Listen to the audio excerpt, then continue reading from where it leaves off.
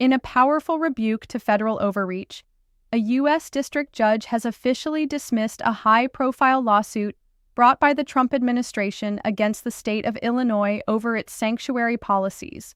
At the heart of the legal battle was the question of whether a state can limit its cooperation with federal immigration authorities.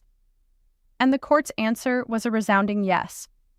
Judge Lindsay C. Jenkins, a Biden appointee, issued a comprehensive 64-page ruling siding with Illinois, affirming that the state's refusal to participate in federal civil immigration enforcement is constitutionally protected. Her decision invoked the 10th Amendment, a cornerstone of American federalism, which bars the federal government from forcing state or local officials to carry out federal mandates.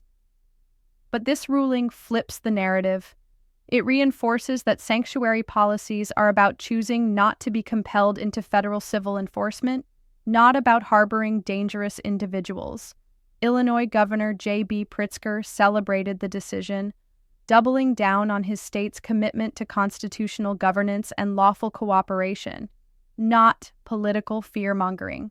As we break down this case across 5 slides, we'll explore the legal foundation behind the judge's decision, the meaning of the 10th Amendment in this context, the political response from Illinois leadership, and the broader war the Trump administration has waged against sanctuary cities. Finally, we'll dig into the constitutional tug-of-war between federal power and state sovereignty, a conflict that defines much of American law and continues to shape immigration policy today. Let's dive into the courtroom battle that just shifted the national conversation on sanctuary cities. This first slide sets the scene.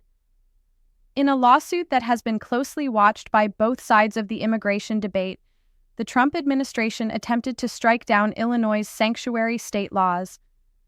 These laws generally restrict how much local police and state agencies can cooperate with federal immigration enforcement unless there's a criminal warrant. Essentially, Illinois said, "We're not immigration officers, and we don't have to be." In her ruling, Judge Lindsay C. Jenkins, appointed by President Biden, rejected the Trump administration's arguments outright. Her decision is thorough, spanning 64 pages, and reflects a broader judicial consensus that states cannot be coerced into carrying out federal civil policies. Jenkins cited the 10th Amendment, which reserves powers not delegated to the federal government for the states. In other words, the federal government can't force local governments to act as an extension of ICE. The broader message here is about the limits of federal power. The Trump administration had tried to make an example out of Illinois, hoping to set a precedent that would scare other states into compliance. Instead, they got a legal rebuke, and one that could help insulate sanctuary policies nationwide from further federal interference. It's also important to note that Judge Jenkins didn't say immigration laws are invalid. What she ruled was that states like Illinois have the right to step back from enforcement if they choose. That decision, she concluded, is both lawful and protected under the Constitution. So in short, this ruling doesn't stop federal immigration officers from doing their jobs. It just makes clear they can't drag states into it. Let's now turn to the core constitutional pillar this ruling is built on, the 10th Amendment. The 10th Amendment is one of the most powerful, yet often misunderstood elements of the U.S. Constitution. It says that any power not specifically given to the federal government is reserved for the states or the people. This case shows the 10th Amendment in action. Judge Jenkins used this principle to knock down the Trump administration's main argument that Illinois was interfering with federal immigration enforcement. But the judge made it clear Illinois isn't interfering. It's just not participating. And under the 10th Amendment, that's entirely their right. Another important element is the nature of immigration law itself. Much of it is civil, not criminal. That means states and cities are not legally obligated to assist, and can even pass laws that restrict their involvement. Jenkins reaffirmed that states have the right to set those boundaries, even if the federal government disagrees. So when Illinois says its police won't hold someone just because ICE asks, unless there's a criminal warrant, That's not rebellion. That's constitutional governance. The court has spoken.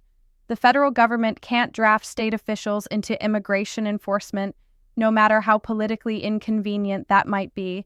This ruling reinforces a broader pattern we've seen in recent years: courts siding with the Constitution's limits on federal power, especially when it comes to local control over law enforcement. Let's move on to how Illinois' leadership responded to this legal win. Governor JB Pritzker didn't hold back in celebrating this court victory, and for good reason. In his statement following the ruling, he emphasized that Illinois would continue to uphold constitutional values and resist what he called the Trump administration's unlawful policies and abuses of power. Pritzker and other state officials framed this as a win, not just for immigrants, but for law enforcement and the rule of law itself. His administration has consistently argued that cooperating with ICE on civil detainer requests without a warrant opens the door to racial profiling, wrongful detentions, and the erosion of trust between immigrant communities and local police. This ruling helps reinforce the firewall Illinois has built between federal immigration enforcement and local public safety. Under Illinois law, police officers are not permitted to detain individuals solely because ICE asks them to. That's a key point. If there's a criminal warrant signed by a judge, the state will cooperate. But when it comes to voluntary civil detainers, Illinois chooses to decline. And thanks to this ruling, that choice has been reaffirmed as constitutional. This decision not only empowers the state, but also sends a message to other jurisdictions under attack from the Trump-era immigration agenda. Stand your ground, because the Constitution is on your side. It's also worth noting how this impacts law enforcement.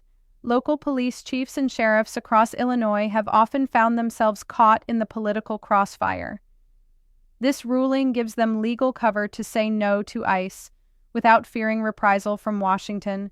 As we transition to the next slide, we'll look at how this case fits into a much larger campaign the Trump administration waged against sanctuary jurisdictions across the country, and how courts have consistently pushed back. Illinois wasn't the only target, not by a long shot. During its 4 years, the Trump administration made sanctuary cities a central villain in its immigration narrative. From New York City to Los Angeles, and from Cook County to the entire state of California, Trump's Department of Justice filed lawsuits, issued subpoenas, and threatened to withhold billions in federal grants, all in an effort to force compliance with ICE. Ironically, Trump's aggressive strategy may have backfired. It pushed states to codify sanctuary protections more firmly and galvanized legal organizations to mount strong constitutional defenses. And most importantly, courts, even some with conservative-leaning judges, reaffirmed that the federal government cannot conscript local officials into federal service. From a constitutional standpoint, these lawsuits tested the limits of executive authority. Trump attempted to stretch federal power to compel cooperation, not through new legislation, but through threats, press releases, and executive orders.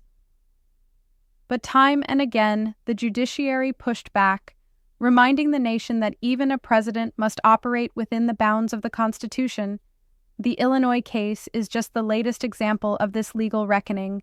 It serves as a powerful reminder that while federal agencies can enforce federal laws, they can't force others to do it for them. Not in a democracy governed by checks, balances, and shared sovereignty. Now let's step back and examine the broader constitutional clash at play, the enduring power struggle between federal authority and states' rights, and what this means for the future of immigration policy in America. This entire legal battle is more than just a disagreement about immigration. It's a profound constitutional conflict over who gets to decide how laws are enforced and where the limits of federal authority truly lie. At its core, this is a federalism fight. On one side, you have a strong executive branch seeking uniform national enforcement of immigration laws. On the other, you have states asserting their right to govern local law enforcement independently, especially when it comes to civil, not criminal, matters. The Trump administration believed that states had a duty to help with immigration enforcement, but the courts disagreed. They've consistently ruled that civil immigration enforcement is a federal responsibility and that states can't be forced into participating. This principle has now been reaffirmed multiple times, and in the Illinois case, strengthened by Judge Jenkins' detailed ruling. What makes this issue especially contentious is that it's entangled in political ideology. For some, sanctuary policies represent lawlessness and liberal overreach. For others, they symbolize constitutional resistance to authoritarianism and the protection of vulnerable communities. But in legal terms, this ruling isn't about politics. It's about structure. The Constitution was designed to divide power, not concentrate it. That's why this case matters beyond immigration.